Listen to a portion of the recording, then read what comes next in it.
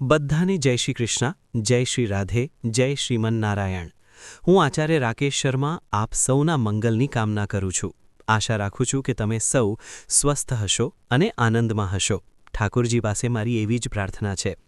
સજ્જનો, આજની વિડિયો, આજનો કાર્યક્રમ ખૂબ જ ખાસ છે।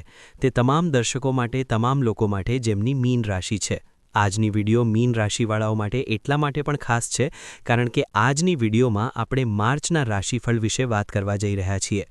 માર્ચનો મહિનો મીન રાશિવાળાઓના જીવનમાં ખૂબ મોટો પરિવર્તન લઈને આવી રહ્યો છે। કેટલાક ગ્રહોમાં એવા પરિવર્તન થઈ રહ્યા છે જેના કારણે અત્યાર સુધીના બધા રેકોર્ડ તૂટતા જોવા મળી રહ્યા છે। ક્યાંક ને ક્યાંક મીન રાશિવાળાઓ એકદમથી યુ ટર્ન લેશે। કેવા પ્રકારના તે દિવ્ય યોગોનું નિર્માણ થઈ રહ્યું છે જે તેમના માટે ખૂબ ખાસ રહેવાનું છે। તો સૌથી પહેલાં તમારો ચાર્ટ આગળ મૂકો, મીન રાશિ ચાર્ટ તરફ જુઓ અને સૌથી પહેલાં આપણે જાણીએ કે કયો ગ્રહ કયા ભાવમાં બેઠો છે અને પછી આપણે જાણશું કે તેમાંથી મળનારું કયા પ્રકારનું પરિણામ તમારા માટે સારું રહેવાનું છે। તો જુઓ, સૌથી પહેલાં હું તમને કહી દઉં કે માર્ચના મહિને 15 તારીખે સૂર્યનું રાશિ પરિવર્તન થશે। 11 માર્ચે સૌથી મોટું પરિવર્તન એ થશે કે ગુરુ વક્રીમાંથી માર્ગી થઈ જશે અને સાથે સાથે 26 તારીખે શુક્ર પણ પોતાનું રાશિ પરિવર્તન કરશે। તો આવો સૌથી પહેલાં ચાર્ટ તરફ જુઓ, મીન રાશિ, અને સૌથી પહેલાં આપણે સમજીએ। જુઓ, મીન રાશિમાં તમારા લગ્નમાં જ ફર્સ્ટ હાઉસમાં જ એટલે કે કુંડળીના ફર્સ્ટ ખાનામાં પ્રથમ ભાવમાં લગ્નમાં ફર્સ્ટ હાઉસમાં શુક્ર અને શનિ એક સાથે બે ગ્રહોની યુતિ બની રહી છે। સાથે સાથે કુંડળીના ફોર્થ હાઉસમાં એટલે કે કુંડળીના ચોથા ઘરમાં દેવગુરુ બૃહસ્પતિ ગોચર કરી રહ્યા છે, જે હજુ મેં જણાવ્યું હતું કે 11 માર્ચથી વક્રીમાંથી માર્ગી અવસ્થામાં આવી જશે। આ પણ ખૂબ સારી વાત છે। સાથે સાથે મીન રાશિમાં તમારી કુંડળીના છઠ્ઠા ઘરમાં કેતુ ગોચર કરી રહ્યા છે। તમારી કુંડળીના 12મા ઘરમાં એક સાથે 4 ગ્રહ, ખાસ રીતે આ જ તે દિવ્ય યોગ છે જે તમારા માટે ખૂબ મોટા પરિવર્તન સાથે બધા રેકોર્ડ તોડતા તમને આગળ વધારશે। મંગળ, સૂર્ય, રાહુ, બુધ એક સાથે કુંડળીના 12મા ઘરમાં, અને કુંડળીનો 12મો ઘર વિદેશનો ભાવ પણ માનવામાં આવે છે, વ્યયનો ભાવ પણ માનવામાં આવે છે, મોક્ષનો ભાવ પણ માનવામાં આવે છે, ક્યાંક ને ક્યાંક બાહ્ય સંપર્કોનો ભાવ માનવામાં આવે છે। આ તો સૌથી પહેલાં આપણે વાત કરી લઈએ કુંડળીના ફર્સ્ટ હાઉસની, શુક્ર અને શનિ એક સાથે। જુઓ, કુંડળીમાં જ્યારે પણ પ્રથમ ઘરમાં ફર્સ્ટ હાઉસમાં શુક્ર હોય છે તો તે તમને ઉત્સાહથી ભરપૂર બનાવશે, ઊર્જાથી ભરપૂર બનાવશે, આત્મવિશ્વાસથી ભરપૂર બનાવશે। ક્યાંક ને ક્યાંક શુક્ર ખાસ કરીને ફળ આપનાર છે કારણ કે અહીં કેન્દ્રનું સ્થાન પણ છે। કેન્દ્રના સ્થાનોમાં શુક્ર જે છે તે વિશેષ આકર્ષણથી ભરપૂર હોય છે। સાથે શનિ બેઠા છે તો ખાસ કરીને કાર્ય એટલે કે મહેનત ખૂબ કરાવનાર છે, પરંતુ તેની સાથે સાથે તે તપસ્યાનું ફળ પણ નિશ્ચિત રૂપે મળવાનું છે કારણ કે શુક્ર અને શનિ એક સાથે તમારા માટે વિશેષ દિવ્ય યોગોનું નિર્માણ કરશે, જે ખાસ કરીને તમારી અસરથી લોકો ક્યાંક ને ક્યાંક તમારી સાથે જોડાવાના છે, અટેચમેન્ટ કરવાના છે અને તેમના દ્વારા જ ખાસ કરીને તમને લાભ થવાનો છે। સાથે સાથે ખાસ કરીને આરોગ્યની વાત કરીએ તો પ્રથમ જો આરોગ્ય ક્યારેક થાય છે તો મીન રાશિ, જો આરોગ્ય સંબંધિત કોઈ સમસ્યા તમારા જીવનમાં ઊભી થઈ રહી હતી તો મીન રાશિ ધ્યાન રાખજો, હવે આરોગ્ય સંબંધિત સમસ્યા પણ સમાપ્ત થશે કારણ કે લગ્નના કારક દેવગુરુ બૃહસ્પતિ કેન્દ્રમાં 11 માર્ચે વક્રીમાંથી માર્ગી અવસ્થામાં આવી જશે। ધ્યાન રાખજો, આ જ એક યુ ટર્ન હશે કે આરોગ્ય સંબંધિત જે પણ સમસ્યા મીન રાશિવાળાઓના જીવનમાં ચાલી રહી હતી અથવા જેને પણ ચાલી રહી હતી તેઓ જોશે કે 11 માર્ચ પછી જેમ જ વક્રીમાંથી માર્ગી થશે દેવગુરુ બૃહસ્પતિ અને કેન્દ્રમાં બેઠા છે તો ખાસ કરીને ખૂબ જ તમારી શારીરિક સુંદરતાને વધુ સારી રીતે વધારશે અને આરોગ્યમાં ઉત્તમ લાભ તમને ક્યાંક ને ક્યાંક મળવાનો છે। સાથે સાથે વાત કરીએ ધનભાવની। ધનભાવના સ્વામી મંગળ ક્યાંક ને ક્યાંક વિદેશી સંપર્કોથી જોડાયેલા છે, તો બાહ્ય સંપર્કોથી ખાસ કરીને લાભ થઈ શકે છે।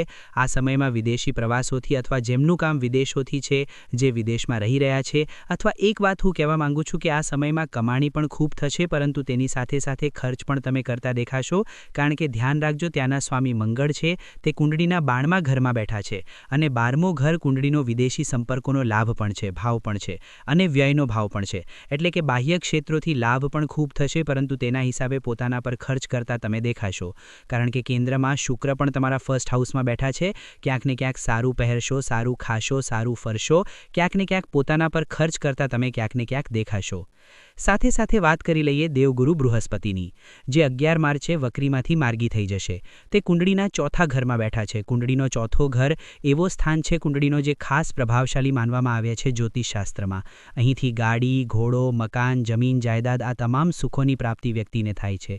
તો આ સમયમાં જમીન સંબંધિત, વ્યવસાય સંબંધિત સારા લાભના સ્ત્રોત ક્યાંક ને ક્યાંક ખુલતા દેખાઈ રહ્યા છે.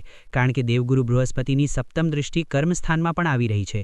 દશમ ભાવમાં દેવગુરુ બૃહસ્પતિ સપ્તમ દૃષ્ટિથી જોઈ રહ્યા છે ક્યાંક ને ક્યાંક, અને પોતાની જ રાશિમાં જોઈ રહ્યા છે. તો ક્યાંક ને ક્યાંક વ્યવસાયમાં વૃદ્ધિ, નોકરીમાં પ્રમોશન અને ક્યાંક ને ક્યાંક સારા સંપર્કોથી ખાસ કરીને તમને લાભ થવાની પૂર્ણ સંભાવના અહીં બનેલી દેખાઈ રહી છે. સાથે સાથે કેતુ તમારા કુંડળીના છઠ્ઠા ઘરમાં બેઠા છે. આ ક્યાંક ને ક્યાંક તમને એક વ્યવસાયિક ક્ષેત્રમાં જુઓ, અહીંથી 3 બાબતો મુખ્ય રૂપે જોવામાં આવે છે કુંડળીના છઠ્ઠા ઘરથી. ખૂબ ધ્યાનથી સાંભળજો. રોગ, રિપુ, ઋણી, આ 3 બાબતો. પરંતુ ક્યાંક ને ક્યાંક તમે જુઓ કે ત્યાંના કારક સૂર્ય પણ કુંડળીના દ્વાદશ ભાવમાં બેઠા છે, અને સૂર્ય પણ પોતાની 7મી દૃષ્ટિથી કેતુને પરસ્પર જોઈ રહ્યા છે, પોતાના જ ઘરને. તો આ ત્યાં પણ ઊર્જા પ્રદાન કરશે.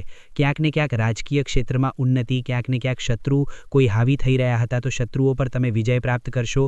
રોગ, રિપુ, ઋણી આ તમામ બાબતોમાંથી ક્યાંક ને ક્યાંક મુક્તિ મળતી હોયતી દેખાઈ રહી છે. જીવનમાં સારી સફળતા તમારા માટે ક્યાંક ને ક્યાંક સારો પોઝિટિવ પરિણામ તમારા માટે લઈને આવી રહ્યું છે ક્યાંક ને ક્યાંક. પરંતુ તેમાં ખાસ વાત હું તમને કહું, બસ લેવડ દેવડના વિષયોમાં ધ્યાન રાખજો. કારણ કે કેતુ ઋણનો સૂચક પણ છે. તો લેવડ દેવડના વિષયમાં, કારણ કે તે વ્યવસાયનું સ્થાન પણ છે અને વિદેશી સંપર્કોથી પણ બધા ગ્રહો અહીં જોઈ રહ્યા છે ખાસ કરીને. તો લેવડ દેવડના વિષયોમાં જેટલા પણ વ્યવસાય કરો છો, વિદેશથી ડીલિંગ કરો છો અથવા પોતાનું કામ કરો છો, બિઝનેસ કરો છો, તો તેમના માટે લેવડ દેવડના વિષયોમાં થોડું સાવધાની રાખવાનો પ્રયાસ કરો અને થોડું ખાણપાનમાં શુદ્ધ સાત્વિક ભોજન ગ્રહણ કરો. બહારનું ભોજન ઓછું ગ્રહણ કરવું જોઈએ. સાથે સાથે વાત કરી લઈએ કુંડળીના સપ્તમ ભાવની, મેરિટ સ્થાનની, લગ્ન સ્થાનની, દાંપત્ય સુખ. તો દાંપત્ય સુખની વાત કરીએ તો ત્યાંના સ્વામી તમે ખૂબ ધ્યાનથી જોશો. ત્યાંના સ્વામી બુદ્ધદેવ તે કુંડળીના 12મા ઘરમાં બેઠા છે. જો કે સૂર્ય સાથે છે. સૂર્ય બુધાદિત્ય યોગનું નિર્માણ થઈ રહ્યું છે. ત્યાં મંગળ પણ બેઠા છે, ત્યાં રાહુ પણ બેઠા છે ક્યાંક ને ક્યાંક. તો આ સમયમાં મીન રાશિવાળાઓએ ખાસ કરીને વાણી પર સંયમ, જો ક્રોધ વધે તો તેમાં થોડું ધીરજ અને સંયમ રાખો. વાણીમાં મધુરતા રાખો અને ખાસ કરીને ધ્યાન રાખો કે આવી કોઈ વાત પોતાના પાર્ટનર સાથે ન કરો. જે શબ્દો આપણને સાંભળવામાં સારા નથી લાગતા તો તે બીજાને પણ સારા નથી લાગતા. ક્યાંક ને ક્યાંક આ તમને ધ્યાનમાં રાખવું જોઈએ. બાકી તેમાં કોઈ વિકટ સ્થિતિ દેખાઈ રહી નથી. સમય તમારા માટે ખૂબ સારો છે, કોઈ દિક્કત નથી. કારણ કે શુક્ર પણ કેન્દ્રમાં બેઠા છે અને સપ્તમ દૃષ્ટિથી પોતાના કારક ભાવને જોઈ રહ્યા છે. ક્યાંક ને ક્યાંક આ પણ સારો જ છે.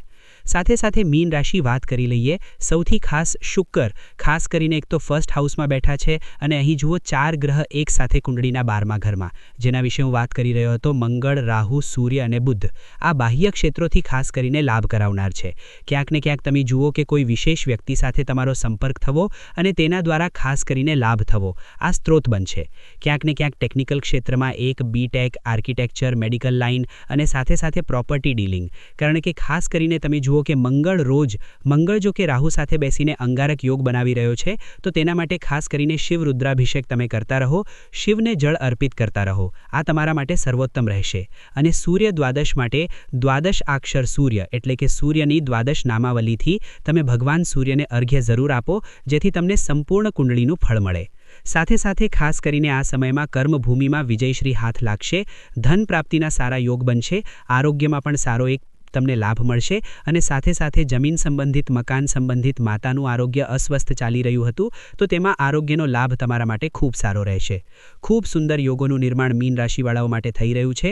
જેમની પણ મીન રાશિવાળાઓની કુંડળી બનેલી છે તેઓ આ 4 બાબતો જે હું કહી રહ્યો છું પોતાની કુંડળીમાં જુઓ.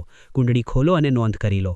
સૌથી પહેલી વાત જુઓ કે તમારી કુંડળીમાં ગુરુ સાથે રાહુ તો નથી બેઠા, કારણ કે તેને ગુરુ ચંડાલ દોષ કહે છે. કારણ કે તમારી રાશિના સ્વામી જે છે તે પણ દેવગુરુ બૃહસ્પતિ છે. તો જોઈ લો તમારી કુંડળીમાં દેવગુરુ બૃહસ્પતિ અને રાહુ એક સાથે તો નથી બેઠા. બીજું તમે જોઈ લો કે તમારી કુંડળીમાં ચંદ્રમા અને રાહુ એક સાથે તો નથી બેઠા, કારણ કે તેને ચંદ્રગ્રહણ દોષ કહે છે.